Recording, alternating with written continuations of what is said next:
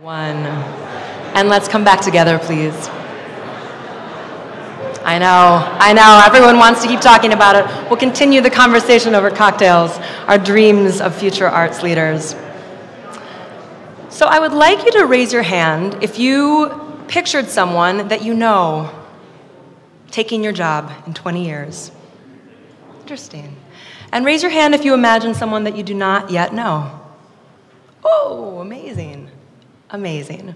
So my work is really around including as many people as possible in your second vision and thinking about who we are imagining will be sitting in this room in 20 years and who are we not even imagining yet, who should be or could be an arts leader that we do not yet know, and how exciting that is. So it thrills me to see so many hands raised for people that we are imagining, we're dreaming about. So one thing that I've found in my work around inclusion and arts leadership is that the question we're often starting with is this question of who's next.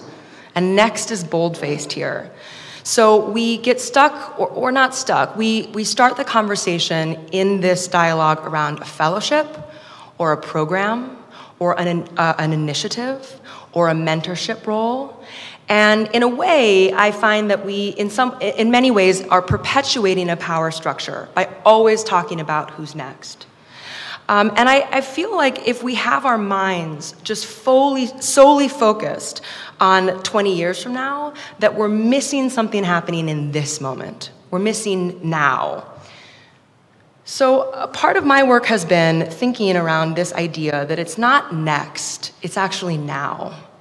And who are the arts leaders now who are already impacting our communities? How are we identifying them? How are we defining them? And what are the ways that we can include diverse arts leaders in our organizations now?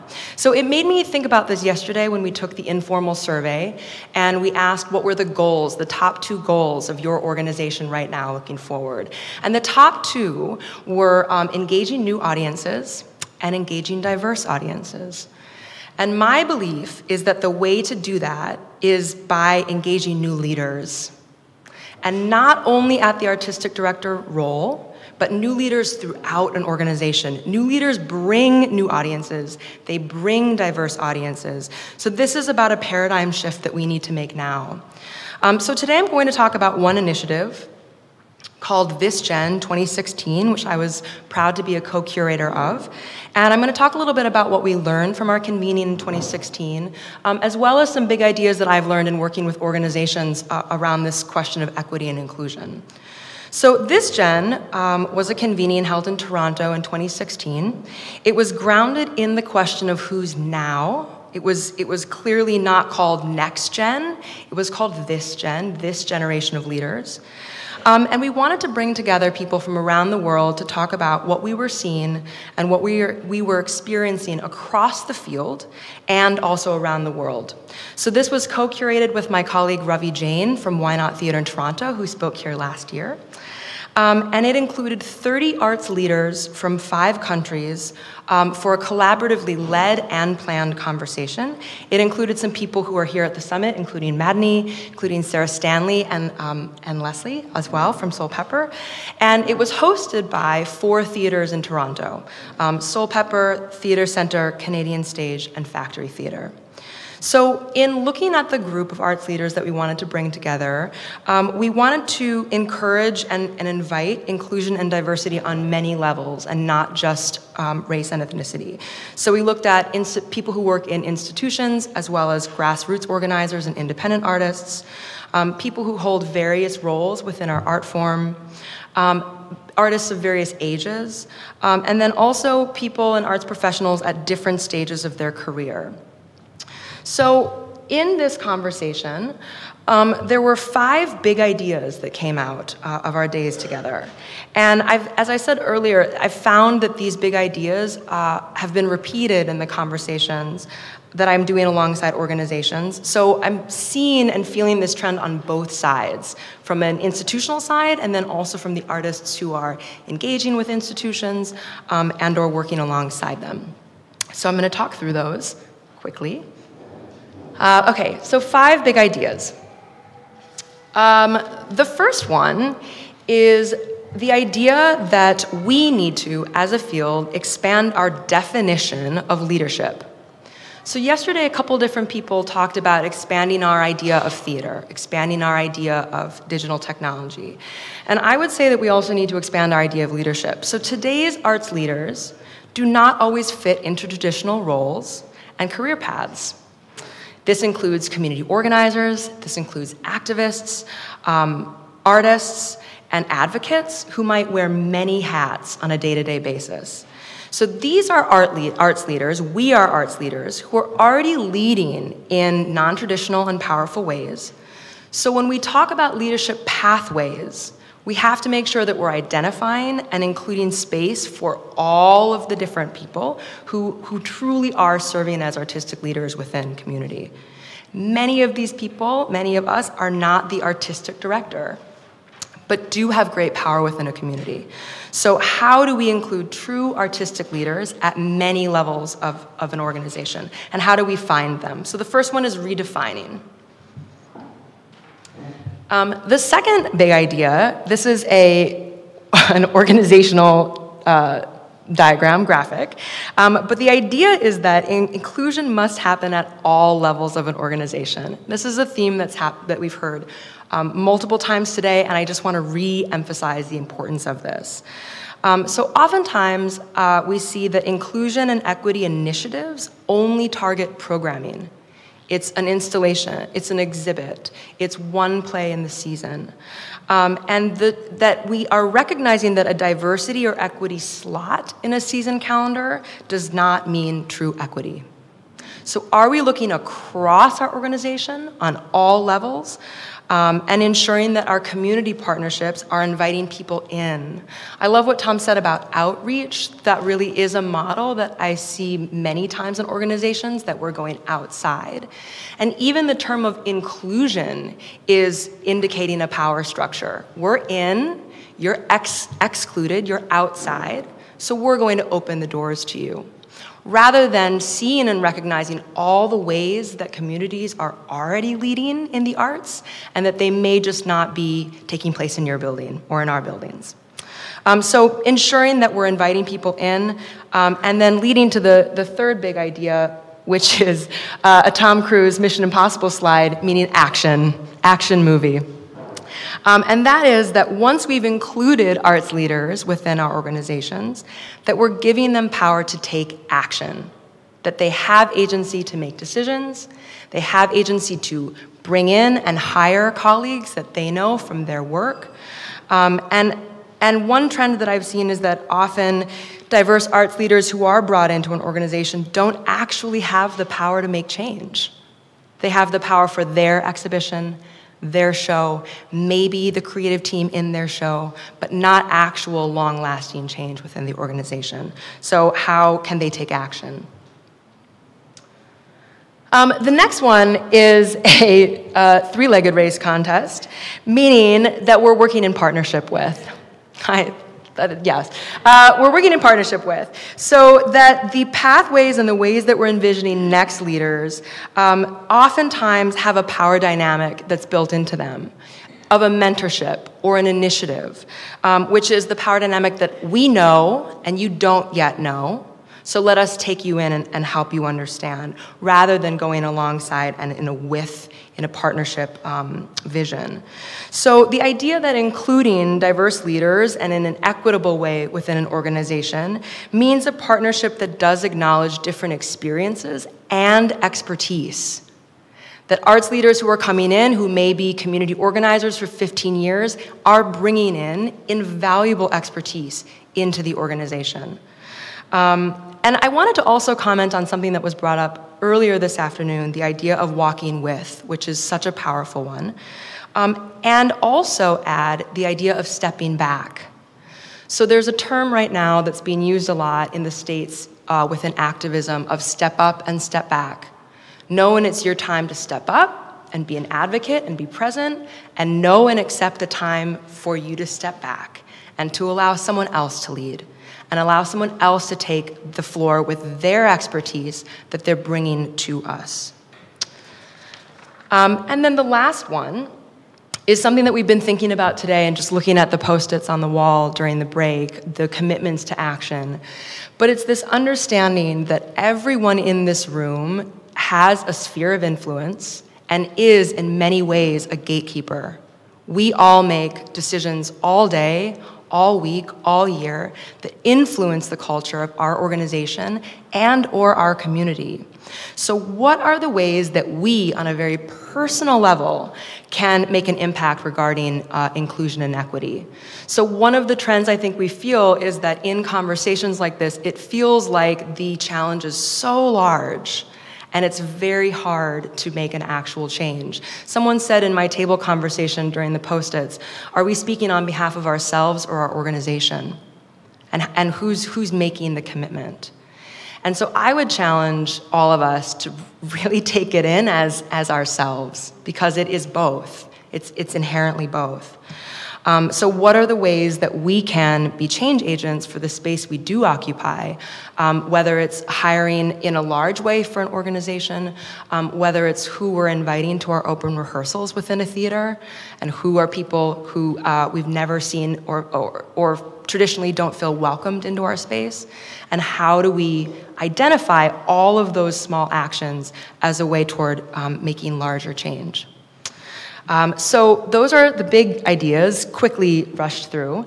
I'm going to pass the floor to Madani, and then the two of us are going to ask each other some questions about our work in this, and then open up the floor. So thank you.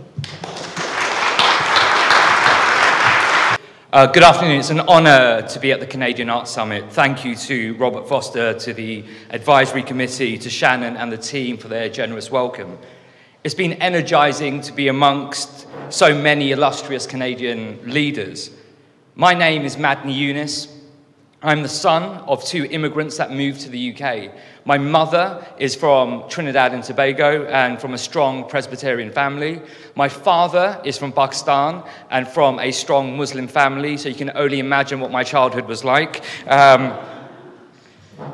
Just over 4.5 years ago, I became the artistic director of the Bush Theatre in London.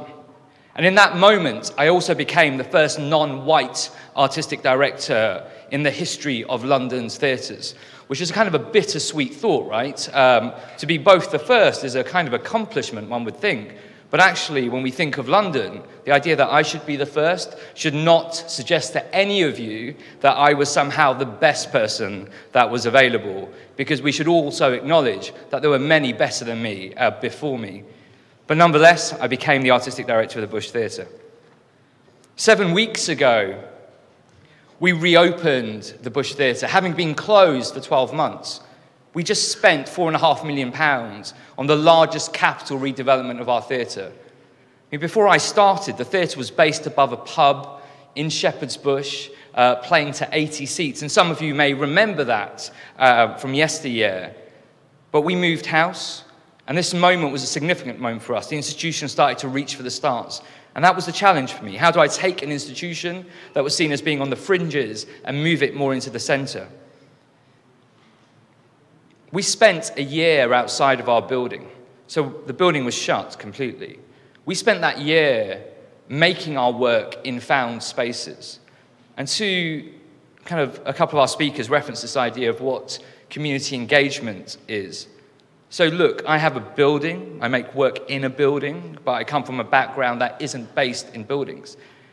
And the one thing I'm mindful of as someone who runs a building is trying to avoid that Christopher Columbus effect of somehow taking our art to the underprivileged and the marginalized and somehow trying to give them culture. And during this year off, we try to avoid that model completely. And actually what that did for us was to make a virtue of the relationship we have with our communities.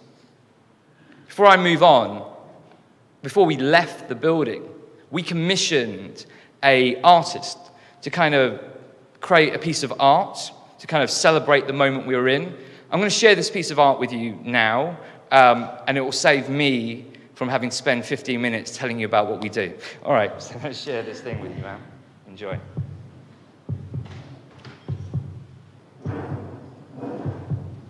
This thing moves over and up the Uxbridge Road, ordinary folk waking under a peeled sun.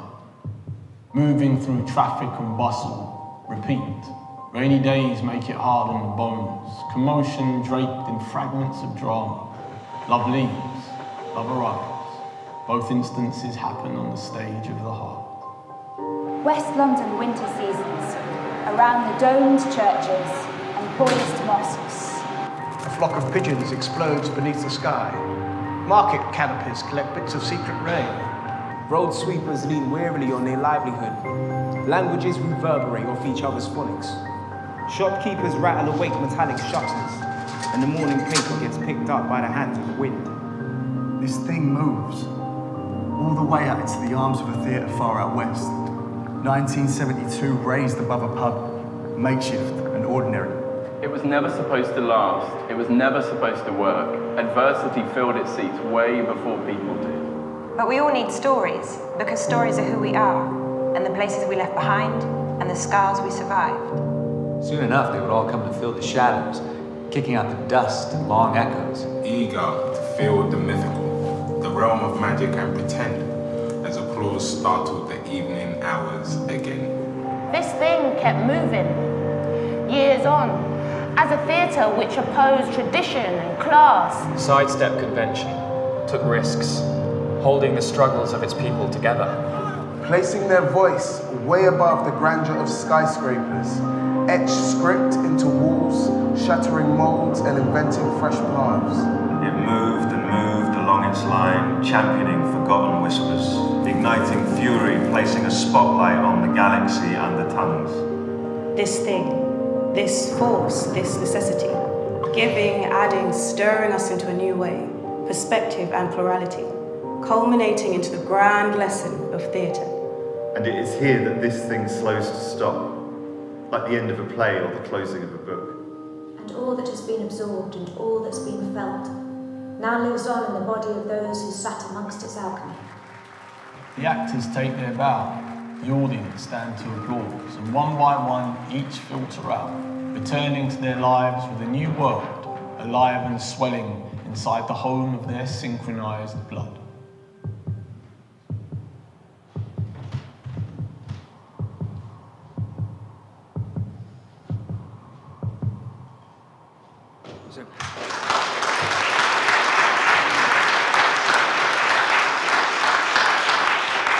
That poem was written by the spoken word artist Anthony Anatsaguru, and all of the artists in that video are actors who have a relationship with the Bush Theatre since I've been there. We're not going to play the next show that we're currently doing, but do come and see it, it's awesome. I share the following with you from a place of love and honesty. I know our experiences are both different and similar. Less than a year ago, my country voted to leave the European Union. In my opinion, this was a vote for a nationalism and empire of old, a vote to go back in time and rediscover that version of our country that helped make us secure. In Europe, we see a sweeping wave of conservatism, and this is being echoed in other parts of the world.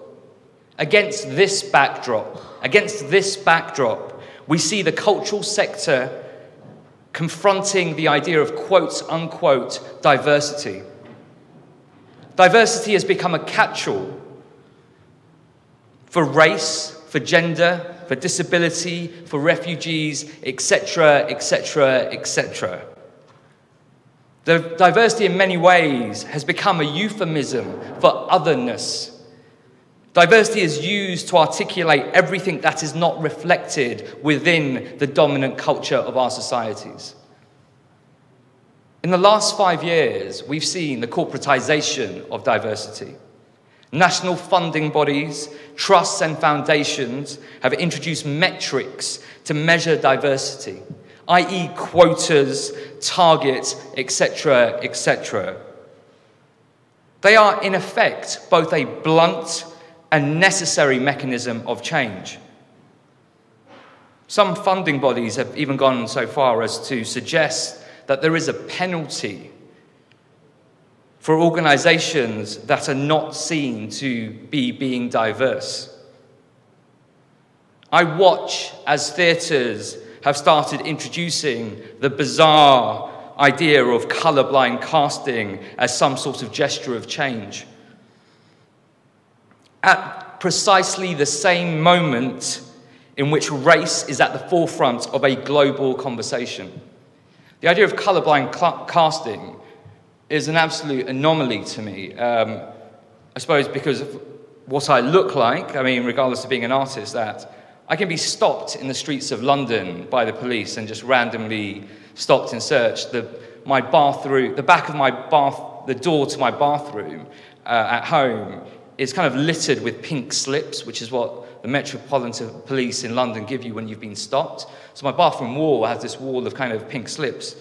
When I fly from London Heathrow Airport to JFK, and I'm pulled out the line and taken into rooms and made to sit with other men and women who look like me, the notion of colorblind doesn't feel like a privilege that is available to me. In my opinion, however, a color-conscious approach would feel like a much more progressive idea that we could adopt.